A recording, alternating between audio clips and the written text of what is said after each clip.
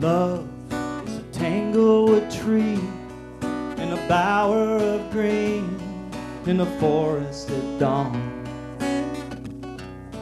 Fair while the mockingbird sings. Hi, I'm Hervy Hodges, and this is Access Door County, your window to arts and entertainment. Today I'm sitting out here with Mr. Chris Irwin, Young lovers and in the tall he is one of grass many with their Door County hearts artists who has been performing around Door County for a number of years. Chris comes to us by way of Tennessee, out of California, and summers up here from time to time, and then performs with a vast variety of arts and entertainment people here in Door County. Chris, welcome.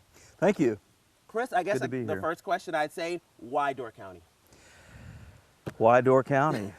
That's a great question. I think when I first came up here to be a part of AFT, you know, it just, like a lot of people come up here and they just see how beautiful it is and how different it is. You know, when I first came up here, it was the first place I'd ever seen where people would leave their keys in their car and leave their houses open, and of course they may not do that now. But this was 1997. Right. You know, it was a different century. It was just it was just such a cool place, and just being surrounded by water and such a great arts community. And I just the first person who told me about Door County was Fred Alley, who was the co-founder of AFT, and he was like the greatest salesman in the world. He was like, Door County is the greatest place ever, and so he convinced me to come up here, and I've been coming up ever since, like 14 years. So 14 years of it's pretty cool. The beautiful Door County. And by the way, which is really bizarre because I just did an interview with Eli Matson, actually on the exact same lake, which is Kangaroo Lake, just a little further up north this time. But evidently, this is where the arts and entertainment area is. This is where it's happening, Hervy. Well, I'm moving to you here. gotta come by. I'm in the wrong place. I need to get up here, evidently, because this is where all the talent is. It just completely perplexes me, the amount of talent and the amount of time that people put into their art here in Door County. What are some of the things that you're currently involved in here? Well, primarily what I'm doing nowadays is just music. Okay. I did, originally when I came up, I did theater, Okay. and that's what brought me to the county was AFT, and then I did a couple summers with them and a few of their fall shows. Okay. But when I come up in the summer, I do a fish stock concert every summer. This was my 11th year of that, and I play anywhere from AC tap to I've done some shows at the auditorium, sitting in on with people, and we just did a weekend at Washington Island, which was great. And so I just kind of play where I can, where people need me, and you know, it's great. It's like it's basically like a vacation, but I get to come up and do something that I love and get a break from big city life in California. So it's nice. We have big city California, little town Door County. I mean, are you doing any music in California at all, or is it just here in Door County? Not really. It's primarily here. I work as a pilot actually out there. I fly a lot, and I've got some music friends out there. I'm doing a gig in near LA in October with Jeannie Coons. Okay. She's coming out. We're going to play down there in Southern California, and I have a good friend, Claudia Russell, who also plays up here. She lives in the Bay Area as well. So there's kind of a Door County contingent that's on the West Coast, but yeah, I've played some out there through the years, and I want to get it going again. Okay. So, so it's great to get to come up here and have so many great friends to play with, and yeah, like I said, it's a wonderful all the way around. It's a great break. It's definitely a beautiful place to hone in your talents. How long have you been playing? Oh, I don't know. Since Are you late. just a prodigy? You just picked it up one day. Oh, I'm just great at this. Since I'm done. 1962. Okay. No, I don't. I started when I was about 10 or so. Okay. And then I've been playing. I did theater and stuff for about 20 years. Okay. So I've been playing professionally probably since the late 80s, off and on, you know. But my first year up here was '97. Okay. So So now we've kind of evolved out of the theatrical part of your life, which still music is still a big theater anyway. You got to be able to put on a show to keep people interested. But now we've gone into music. Who are some of like your idols? Who are some of the people that you look up to in the music industry? Besides, of course, those people that you know personally, Gina Coons and Claudette and many of the others. But like some of the other bigger names that people would be familiar with, that you really look up to, that you idolize, or maybe even emulate.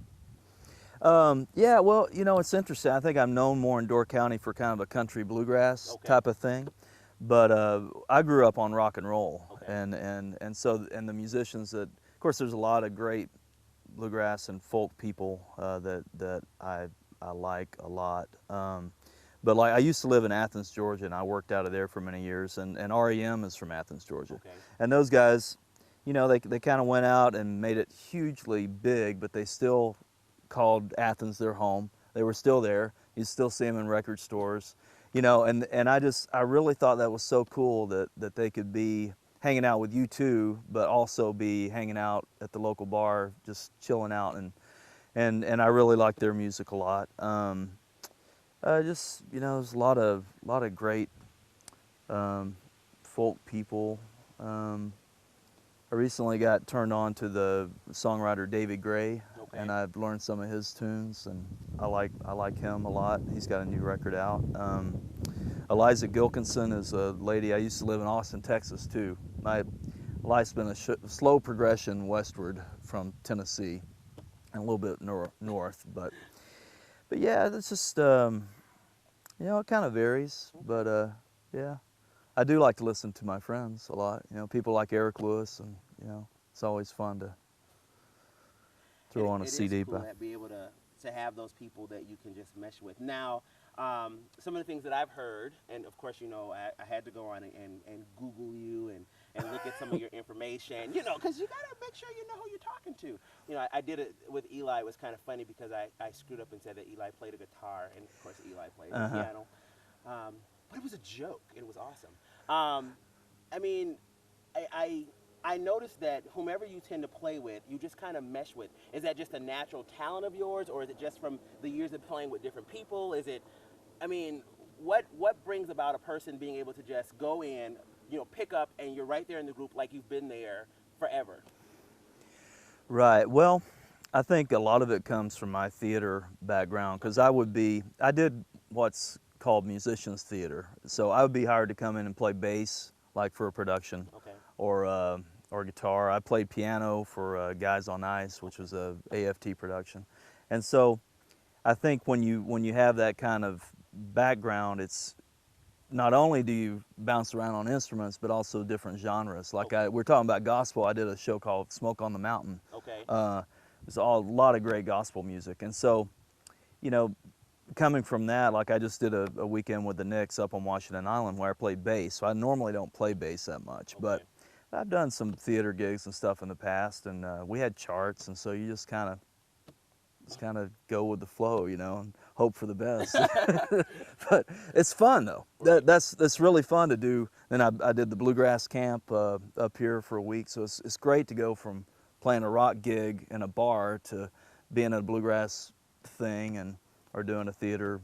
You know, it's fun to do different things. That's cool. It seems like you really enjoy what you do, and being a person who's into music myself, what are some of the things that you would tell to the generation coming up behind us that are interested in music? Because right now, as you know, the music scene is all about the almighty dollar. It's all about how much can I make, how popular can I get, can I buy a $2 million automobile, can I live, you know, in these big, huge, extravagant houses and go to all the parties. I mean, being a person who loves music, and I can tell that you love what you do just from watching the things that you do, what do you tell this next generation coming up? Because, you know, there is a reality out there. Yeah, and that's, you know, it's always tough when you go between doing it for the love of it and then when you start talking about actually making a living at it. I just had a young guy ask me that at bluegrass camp. He's like, how do I make a living in music? And I'm like, you're asking the wrong person. I don't know. I mean, you know, I've done that in the past. It was really, really hard. You know, I spent more time on emails and phone calls and trying to calling all over the country and trying to make connections than I did actually playing music. You know, but yeah, it's tough. You know, I would say most people, they should just do what they enjoy, do what they love, and whatever that may be, instrument wise, or trying to do a specific genre. I think if you can create, you know, kind of bloom where you're planted. You've heard that. So I mean, you can kind of create something really special if you really love it and really believe in it.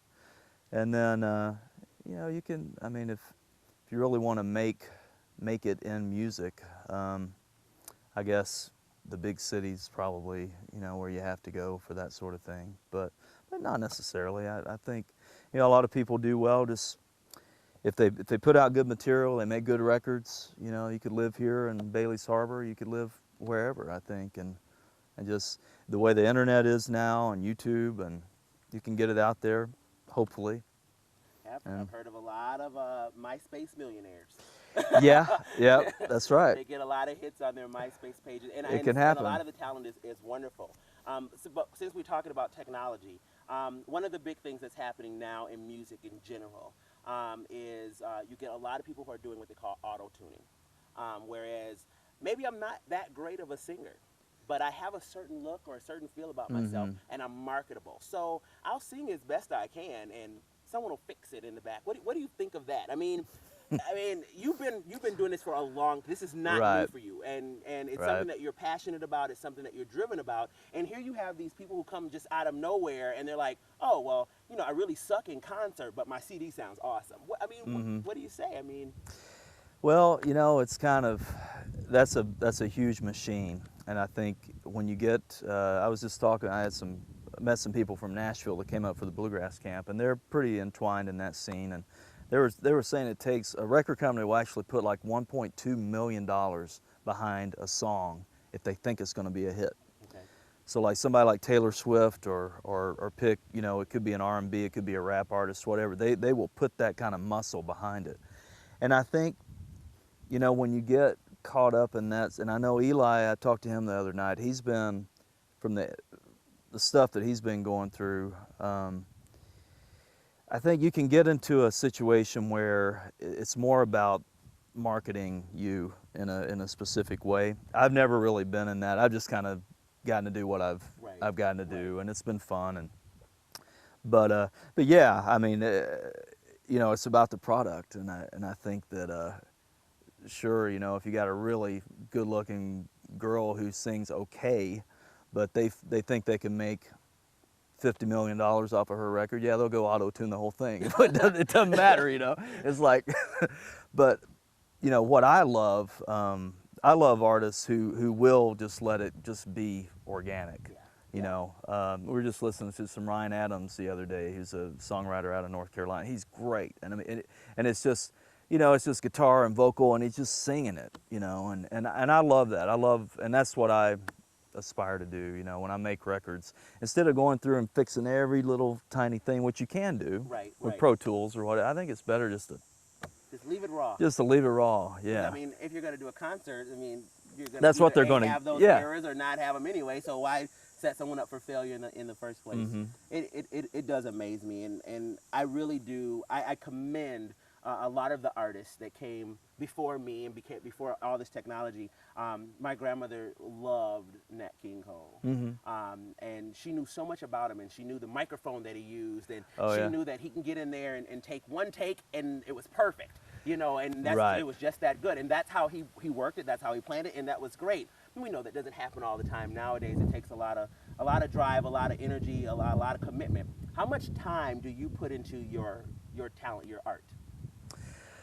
Well, it kind of depends. You know, when I'm focusing more on music, I'll spend a lot more time, and I've written some new songs in the past year or two, which is good, but probably not enough. That's the short answer. You know, I'd like to sit down and play guitar 2 hours a day, but it doesn't really happen that often. But we live in a real world, you know. 8-hour job and then another 6-hour part-time job. Yeah, exactly. So. But I want to do a new record, maybe to put out next year. My old one's like 5 years old, so it's time for a new one, and it's going to be all original, and so that will take a lot of work, you know, just to put that together. But hopefully. Stay tuned. Well, we look forward to that. I think it's going to be cool because, like I said, the things that I did hear from you when looking you up on the internet and different things and stuff was incredible. I mean, honestly, it really was, and I just admire the fact that you're a genuine individual. You love what you do. Because you don't find that a lot. You find people who get bored with it, they get tired with it, and you just really seem to be, thriving on the fact that, okay, you know what, I've got a full-time job, I don't mind coming here and laying back, and all I'm thinking about is music and hanging out with music people in that industry, and I think that's beautiful. Yeah, it's great, and I feel so fortunate to get to do it, I mean, it's just, what's better to come up here and play music, and well, what better place to do it's awesome. it? Yeah, I mean, there's so much music and arts, and just in general, here in Door County, it just completely blows me away, the amount of talent. I mean, when I moved here, I couldn't believe the amount of young people and bands that are just wake up overnight and there they are playing, and they're really good. What would you say would be a way, because I mean, this is just something that I'm pretty sure many people have been thinking about, of being able to market that, to let people know that, you know what, it's not about California, and not to knock California, and not to knock Chicago, and not to knock New York, but right here in little town, United States, there are so many talent. How do you market that? How do you get it out there that, you know what, let's go to these little towns and get this little talent out of here? Well, again, I think the technology can help a lot with that. We have a friend, Katie Dahl, who has just done a new song, and she's, what's it called? I'm sorry. So, anyway, Hometown Tables. But anyway, she's doing a video. Okay. She's shooting a video for it, and I think that's awesome. She's going to do this video, and she was at the AC Tap the other night, and they went out around the county, and that'll go on YouTube. And that's a way, and it's a great song. And that's a way to kind of get in that grassroots. A lot of people might think, well, if I have an awesome song or whatever, and I put it out there, suddenly it'll take off. And sometimes that happens, but I think having a community, being a part of a community, and stuff like, bands like the Knicks and so like when we play Fish Stock and stuff, and people will videotape it, they'll throw it on YouTube. Then it starts to kind of roll a little bit, and that's part of it, I think. Just kind of like I was saying earlier, just kind of doing what you can where you are, and get that going, and you can kind of branch off from there. It kind of, that enthusiasm will branch out into other areas, hopefully. So we're going to begin working on a new album. Yep. And, of course, playing around in the county. You just finished with Fish Stock, I'm guessing. That's all done. And heading back home, probably do some stuff at home. Let's look at a 5-year scenario for Chris Irwin. What are we going to be doing in 5 years, Chris? Well, I'm glad you asked, because no, I was going to make up some lie about going to Mars or something, but I think what I'd really like to do is just take it one step at a time. As far as the music goes, I think I'd like to keep writing, keep working on originals. I love all the cover stuff. I play a lot of bluegrass and country, Hank Williams, stuff like that, and I love that. I always want to do some of that, but I want to do more of the original stuff, and have a band that can back me up on it, where we're really solid. My friend Claudia just came out, and she's so good, and the guys, everything that they do is very specific. It's not necessarily that flashy or anything. It's just, it just fits the song, and that's what I aspire to. I want whatever we do arrangement wise to just be able to support the song. Okay. So I would say, I just want to hopefully be still coming up here and hanging out and playing and having a good time and sailing, and also, I want to get some music going out on the West Coast and start. I've done a little bit in Hollywood, and I'd like to do more in Southern California and do more in the Bay Area where I live, and hopefully, be sitting here 5 years later and there'll be a couple of new good records, and that would be fine by me. That's right. Sitting right out on Kangaroo Lake. You bet. Absolutely. Those times. Well, I definitely want to keep you because I want to hear. I'm sure that people would love to hear something from you and be able to, you know, just enjoy that moment. So if you wouldn't mind, I'd love to, you know, get you to play something. Okay, okay, I can do that. Well, this is my new song. It's called Shelter.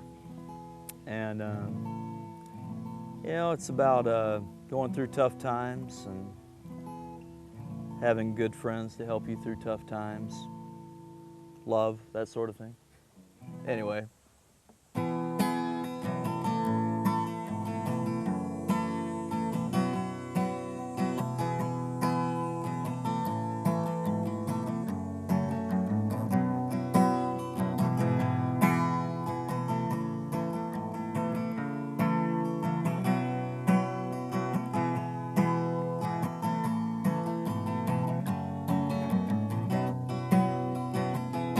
Hold me now, be my shelter, let's just sit together. The pain I feel in this moment, it won't last forever. All the questions of my story fly above me now, ever circling in the shadows. They make it hard to see just what you mean to me. But if I could have just one day, we could walk together, and I could see you on your way, and know somehow that's better.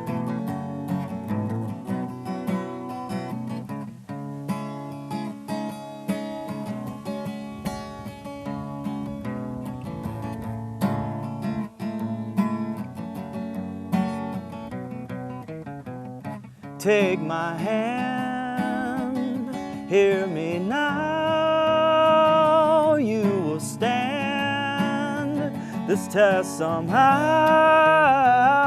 Darling, please just release.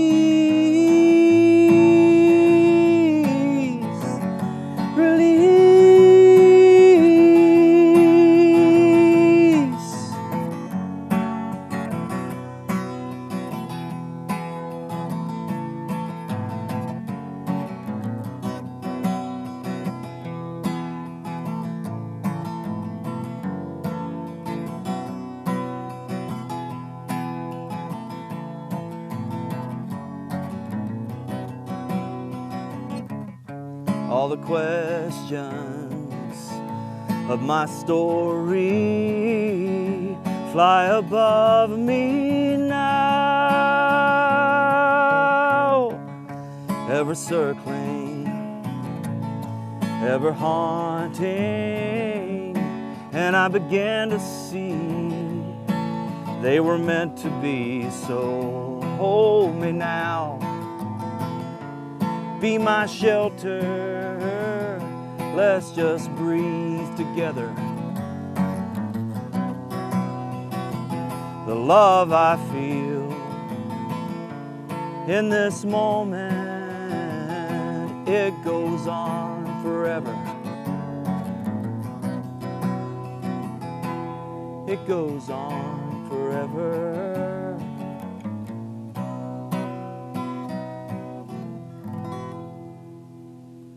Some bright morning when this life is over, I'll fly away to that place on God's celestial shore. I'll fly away, I'll fly away, oh glory. I'll fly away in the morning when I die. Hallelujah, by and by, I'll fly away.